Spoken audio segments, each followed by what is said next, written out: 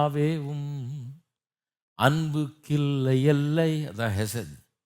கர்த்தாவேவும் வார்த்தை சத்தியம், ஃபெய்த்ஃபுல்னஸ், சத்தியவானவர்.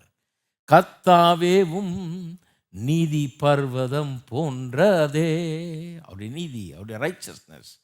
உந்தன் ஞானம் ஆழ்கடல் போன்றதே, அவருடைய ஞானம்ன்றது அவருடைய நியாயம், அவருடைய ஜஸ்டிஸ்.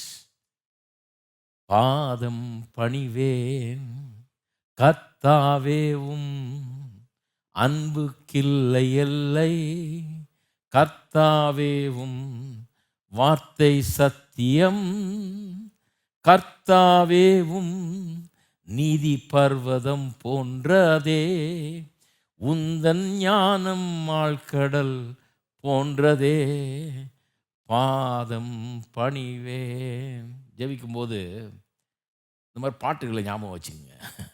இப்படி வரும்போது அதை பாடி பாருங்க, கொஞ்சம் இன்னும் நல்லா இறங்கும் உள்ள. நீங்கள் கவனிச்சிருக்கீங்களா? நான் படித்த ஒரு ஸ்கூல், ரொம்ப அற்புதமான ஸ்கூலில் படித்தேன் நான். இங்கே பிகேன்னு இருக்குது, அந்த காலத்தில் ரொம்ப ஜோராக இருக்கும்.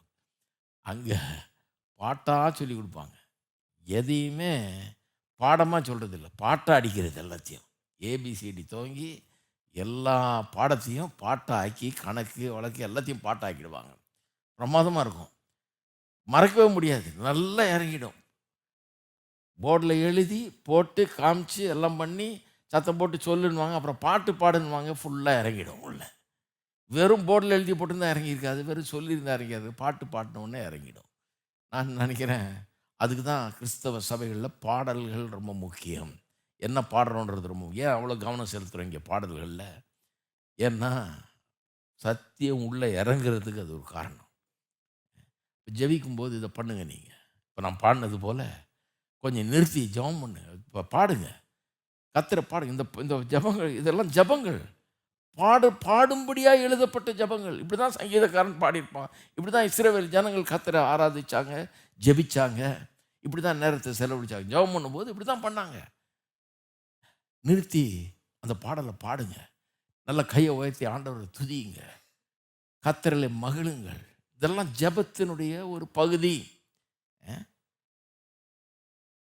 அப்போ நான் சொல்கிறேன், இன்றைக்கு கர்த்தரை நாம் துதிப்போம், ஜெபம் பண்ண ஆரம்பிப்போம், கர்த்தரை நாம் துதிப்போம். கர்த்தர் அவருடைய கிருபை, அவருடைய கிருபை